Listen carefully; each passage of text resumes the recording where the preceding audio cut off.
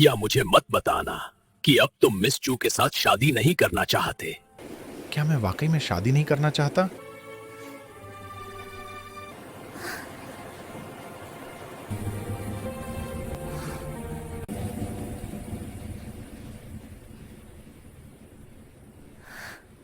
मैं एक demonic cultivator हूं और मुझे उसके सारे नियम पता है। भले ही मैं कुछ हद तक अलग हूं, लेकिन फिर भी मैं डिमोनिक कल्टीवेटर्स के बनाए नियम ऐसे ही नहीं तोड़ सकता।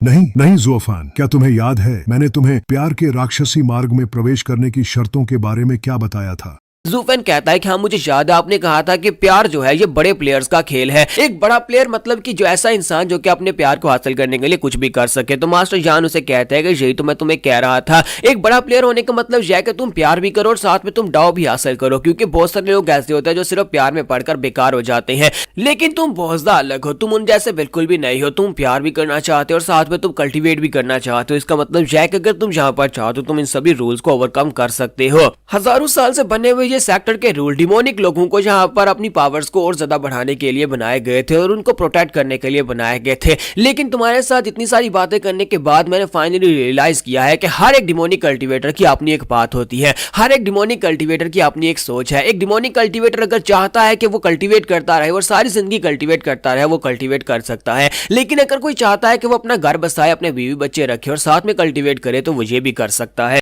हाँ, जो डाव को पाना चाहते हैं वह लव को कंट्रोल करना सीखते हैं। मैं हमेशा अफसोस करता था कि डीमन स्कीमिंग सेक्ट में ज्यादातर लोग बस ऑब्सेशन में डूबे रहते हैं। सेक्ट का यह पुराना रूल हमारी कल्टीवेशन को प्रोटेक्ट करने के लिए था, लेकिन जब से तुम आए हो मैंने देखा कि हमारी कॉन्वर्सेशंस ने एक चीज साफ कर दी, हर किसी का अपना पाथ होता है। 4 स्कीमिंग डीमंस ने अपनी खून की प्यास को रोका, क्सिवुयुए ने अपनी गुस्से को काबू किया, बहुत सारे एल्डर ने अपने अंदर का डियो हार्ट रिवील किया। हम सब अपने एनवायरनमेंट के प्रोडक्ट्स हैं। मुझे भरोसा है कि तुम्हारे सेक्ट लीडर बनने से डीमन स्कीमिंग सेक्ट सच में एक डिमोनिक पाथ की सेक्ट बनेगी, ना कि बस डीमंस की भीड़।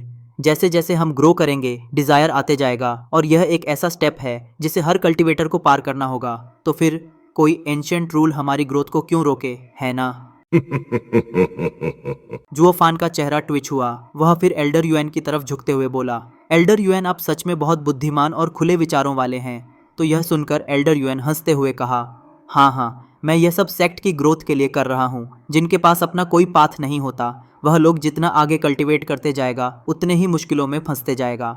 आखिर में यह एक हिम्मत वाली शर्त है। यह कहना अभी बहुत जल्दबाजी होगी कि कितने लोग इस मुश्किल से निकल पाएंगे और कितने लोग इस ट्रायल को पार कर पाएंगे। अगर बहुत डिसाइपल्स अपने डिजायर्स की वजह से मर गए तो इतिहास में मुझे दोषी ठहराया जाएगा, लेकिन अगर उल्टा हुआ और लोग इस ट्रायल को पार कर गए तो पूरी डीमन स्कीमिंग सेक्ट बदल जाएगी। यह सब सुनकर जुओफान ने उसकी बातों को अप्रिशिएट किया। फिर एल्डर यूएन ने हंसते हुए उसकी तरफ देखा और कहा, इस ग्रैंड वेडिंग के बाद तुम आखिरकार इस जगह के हो जाओगे। जुओफान हक्का बक्का रह गया। वह यह कभी नहीं भूलेगा कि उसकी और चिंगचेंग की शादी कहाँ हुई थी। तो इसके साथ एल्डर यूएन मुझे इस जगह से बांध रहे हैं। फिर उसने गहरी सांस ली और जोर से चिल्लाया, सुनो सब लोग, आज से डीमन स्कीमिंग सेक्ट में प्यार और रिश्तों पर कोई पाबंदी नहीं है। मेरे सेक्ट लीडर बनने के बाद मेरा पहला हुक्म, यह एंशिएंट रूल अब खत्म किया जाता है। जुओफैन की बात सुनकर वे सब हैरान रह गए। पूरी भीड़ हिल गई। शौक ऐसा कि सांसें थम सी गईं। थोड़ी सी कॉन्वर्सेशन के बाद ही हजारों साल पुराना रूल टूट गया। पुराने समय में जब भी कोई सेक्ट लीडर ऐसा करना चाहता, एल्डर्स और वेनरेबल्स उसे रिजेक्ट कर देते, यह कहते हुए, तुम एंसेस्टर्स के रूल कैसे तोड़ सकते हो। लेकिन इस बार मामला अलग था। अनाउंसमेंट हाई वेनरेबल ने खुद की थी और जुओफान के पीछे वेनरेबल भाई की पूरा टीम सपोर्ट में था, इसलिए मजबूरी में सबको अप्रूवल देना पड़ा, भले ही वे नहीं चाहते थे। एल्डर्स में से 2-3 ने चुपचाप अप्रूवल दे दिया। सिर्फ वेनरेबल शी के ग्रुप के लोग हकला रहे थे, बोल नहीं पा रहे थे। उनकी पोजीशन सबसे ऑकवर्ड बन चुकी थी। अब जुओफान का पक्ष ऊपर था, जबकि वेनरेबल शी के पक्ष ने प्रवृत्ति का पालन किया। वे अभी भी पुराने शासन का हिस्सा थे। अब जब सिएवुए ने कुर्सी छोड़ दी थी और जुओफान ऊपर आ चुका था, यह वही पल था जहां हर एम्पायर अपनी दरबार को पूरी तरह साफ करता है। अब तक वेनरेबल शी का जुओफान से टकराना कोई बड़ी बात नहीं थी, क्योंकि वह खुद एक वेनरेबल था और उसके पास 100 डिसाइपल्स थे। शांति के समय अगर कोई मार काट होता तो लोग उसे सपोर्ट नहीं करते, जिससे उसकी सीट खतरे में पड़ सकती थी। लेकिन अभी विद्रोह चल रहा था। ऐसी हालत में मारना पीटना कोई बड़ी बात नहीं।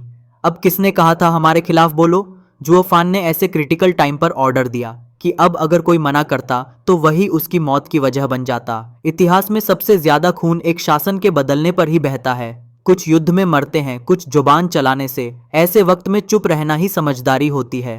तभी एक एल्डर ने धीरे से कहा, वेनरेबल शी, यह लड़का अपनी हद पार कर रहा है, यहाँ तक कि एंसेस्टर्स का रूल तोड़ रहा है। आप कुछ बोलेंगे नहीं? वेनरेबल शी ने उसे घूरते हुए कहा, चुप रह, जान देनी है क्या? शिए वुयुए और जुओ फैन अब समझौते पर आ चुके हैं। अब उसके पास कोर्ट को साफ करने का बहाना नहीं है। तू चाहता है कि अब वो मुझे नोटिस करें, बेहतर है कि हम चुप रहे। तो यह सुन के ओ एल्डर पीछे हट गया, जिसके बाद वेनरेबल शी ने आंखें मिचमिचाई, फिर हल्की सी डरावनी मुस्कान दी। तू एंजॉय कर ले, अभी बहुत लोगों को नाराज करके तूने अपनी बर्बादी खुद बुला ली है। अचानक एक जोरदार आवाज गूंजी, अमर रहे SECT लीडर जुओ फैन। सबका ध्यान उस ओर गया। वो कुई लांग था। उसके चिल्लाते ही उसका बेटा भी चिल्लाने लगा। फिर यह आवाज पूरे जुओ फैन वाले ग्रुप में फैल गई। वहां पर अब सिर्फ वही आवाज गूंज रही थी।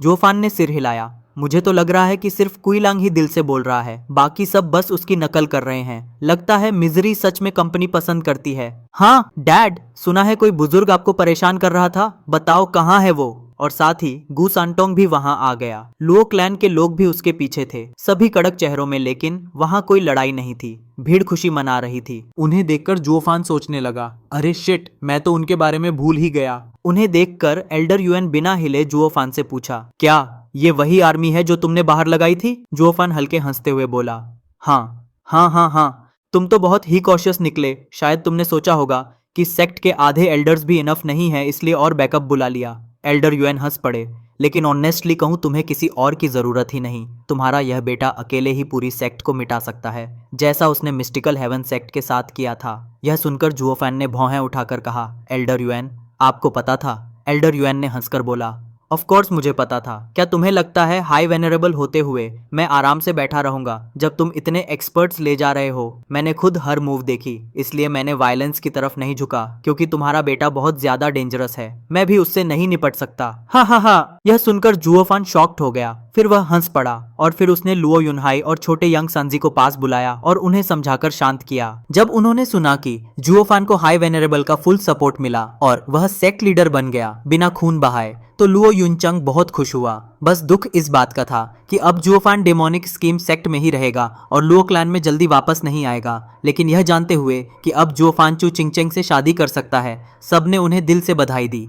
अगली सुबह डीमन स्कीमिंग सेक्ट के एल्डर्स की मौजूदगी में शिए वुयुए ने ऑफिशियली अपनी सीट छोड़ दी और जुओ फैन को सौंप दी, और शाम को जुओ फैन की शादी हो गई। उस दिन हमेशा अंधेरे और ठंडे रहने वाले डीमन स्कीमिंग सेक्ट में सिर्फ म्यूजिक, हंसी और शोर था। किसी को अंदाजा नहीं था कि यह खुशी बहुत जल्दी किसी तूफान में बदलने वाला है।